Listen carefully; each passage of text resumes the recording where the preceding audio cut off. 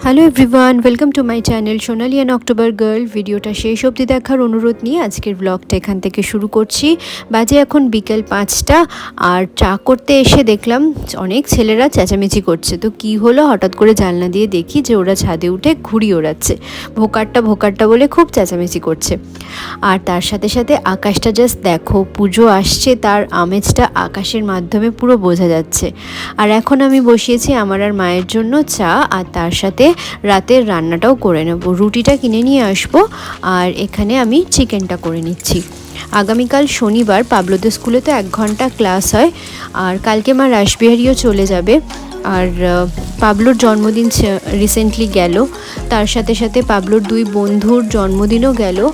আর তো তার জন্য আমরা মায়েরা মিলে প্ল্যান করেছি যে আমরা বাচ্চাদেরকে ট্রিট দেব। আমরা মায়েরা তো 4 জন দেখা করি মাঝে মাঝে, তো বাচ্চারা তো একে অপরের সাথে এখন দেখা করার সময় পায় না, কারণ সবার আলাদা আলাদা ব্রাঞ্চ হয়ে গেছে। মানে একই স্কুল কিন্তু ব্রাঞ্চগুলো আলাদা। তো সেক্ষেত্রে আমরা প্ল্যান করেছি শনিবার মিট করাবো ওদের। এটা কি সাজিয়েছ? ঘর। কার ঘর? আতুর ঘর। আতুর ঘর? হ্যাঁ। ও, এটা কিরকম ধরনের ঘর? দরজা কোথায়? Door. Door. Where is the door? একটু। আচ্ছা, এখানে খালি আতু থাকবে? হ্যাঁ। তাহলে এখানে বেড কোথায়? এটা বেড? হ্যাঁ, এটা হচ্ছে চাদর। এটা চাদর? এটা হচ্ছে বালিশ। শুধু বেড থাকবে, আর কিছু থাকবে না রুমে? আর হচ্ছে চাদর থাকবে, বালিশ থাকবে। চাদর থাকবে আর বালিশ থাকবে? যা। যা। আর ফ্যান, এসি, লাইট এগুলো কিছু থাকবে না? আর কিছু হয়েছে? হ্যাঁ, কি হয়েছে? আর কিছু? আমরা সুতো হবে। ও, তোমার ঘর তৈরি করেছে? হ্যাঁ, এই যে কোন ঘরে আমি থাকবো? এই তো এই ঘরটা, এটা তোমার জন্যই তৈরি করেছে। এই ঘরে শুধু বালিশ আর চাদর আর আর কি থাকবে? আর বেড থাকবে। বেড। লাইট, ফ্যান, এসি কিচ্ছু থাকবে না আর। এসি তো এসি লাগাবে না? লাগিয়ে লাগিয়ে দেবে এসি? আচ্ছা, চক চক। ঠাক ও, এসি লাগিয়ে দিল? লাগিয়ে দিল এসি আমার জন্য। আমার দাদু শোবে না? আমার দাদু। আমি সাইডে সরিয়ে দেবো। আচ্ছা, তুমি সাইডে শোবে তো আমার সাথে? Good boy. শুয়ে নেবো। হ্যাঁ শুয়ে নেবো। হ্যাঁ, শো দেখি। শোবে শোবে। হয়ে যাবে?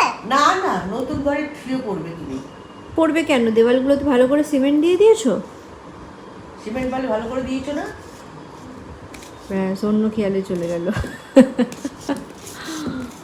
এই আবার রাগ করেছে পাবলো, বড় বড় চোখ করছে। যাব এখন সামনেই চশমার দোকানে। আমার যেই চশমাটা সবসময় ইউজ করতাম, সেই চশমাটা আমার ভেঙে গেছে একটা হ্যান্ডেল, তো সেটা সারানো যাবে না।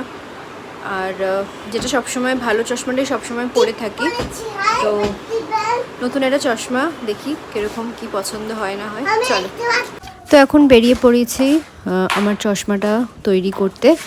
আর কীরকম চশমা নিলাম সেগুলো তোমাদেরকে পরেই ভিডিওতে দেখাবো।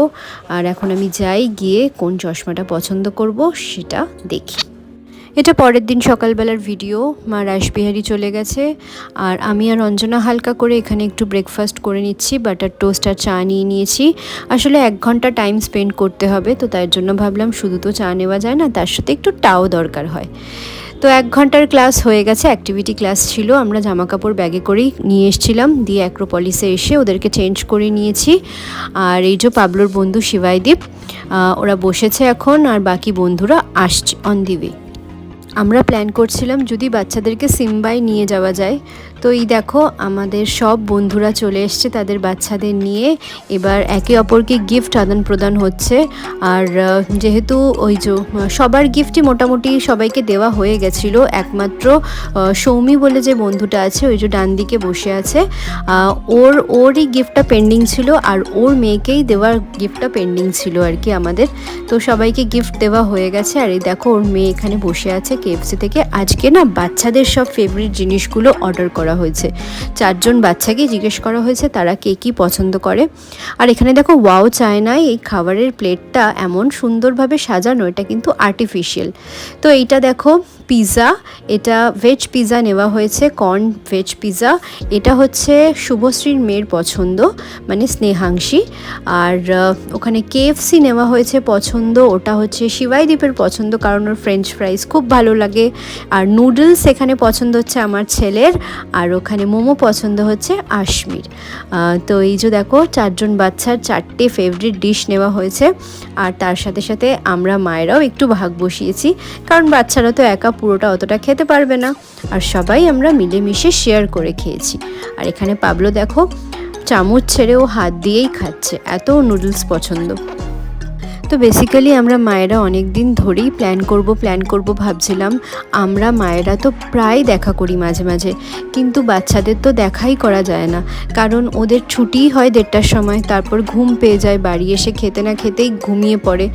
আর তাই জন্য আমরা শনিবারটা চুজ করলাম, কারণ শনিবার দিন ওদের স্কুলে 1 ঘন্টার একটা অ্যাক্টিভিটি ক্লাস হয়। তো তার জন্য আমরা ঠিক করেছি যে স্কুলটাও ড্রপ হবে না, আর অ্যাক্টিভিটি ক্লাসটা না আমরা কেউ মিস করতে চাই না, কারণ বাচ্চারা সেদিনকে খুব এনজয় করে স্কুলে গিয়ে। তো আমরা এখানে এখন এসে গেছি। আর এরকমভাবে না আমরা প্ল্যান করছিলাম যে বাচ্চাদেরকে প্রায় মাসে যদি একবার করে এরকমভাবে একটু আউটিংয়ে নিয়ে আসা হয়। হ্যাঁ, এত জাঙ্ক ফুড খাবে না, কিন্তু ওরা একটু খেলবে, মজা করবে একে অপরের সাথে, তো সেটাই আমরা চাইছিলাম। তো যাই হোক, এখন সবাই খাওয়া দাওয়ায় ভীষণ রকম ব্যস্ত। তো এরপর দেখো ওরা দুষ্টুমিটা কি করে। এদিকে তাকাও, দুজনে তিনজনে এখানে তাকাও। পেছন ঘুরে আসো, কি তাকাও? এই ওইদিকে কাশো, ওইদিকে বসো। আর আমি এখানে চকলেট পেস্ট্রি নিলাম 4টে বাচ্চার জন্য, ওদেরকে দেবো বলে। মামা মোটো গিফট দেবে আন্টি। থ্যাংক ইউ বলো। তুমি আবার এগুলো কি করো? হ্যাঁ,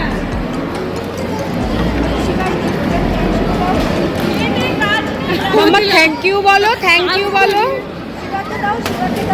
আশমি, আশমি, ওই যে গিফট নাও। থ্যাংক ইউ বলো, সে থ্যাংক ইউ, থ্যাংক ইউ বলো। রিদিকে থ্যাংক ইউ বলো, তোমার গিফট দিয়েছে। Thank you Ridi. বলছে আমারটা, আমি তোমারটা এর মধ্যে আছে। নিয়েছো সত্যি করে?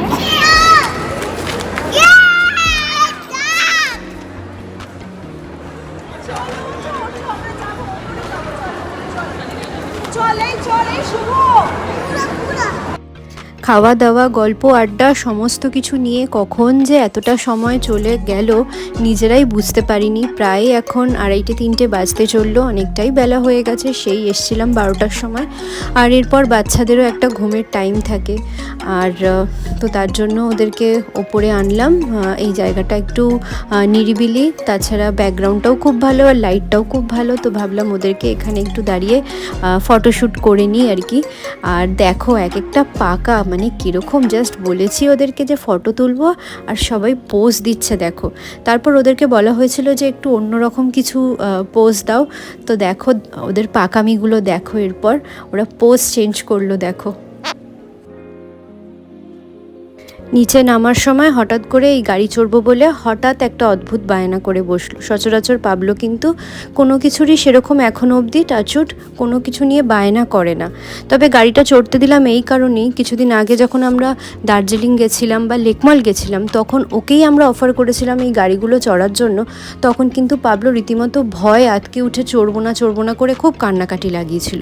কিন্তু আজকে যখন অ্যাক্রোপলিসে এসেও নিজেই বললো যে ও গাড়িটা চড়তে চায়, তাই জন্য আমি আর মানা করিনি। আর সব সময় তো আসা হয় না, মাঝে মাঝেই আসা হয়।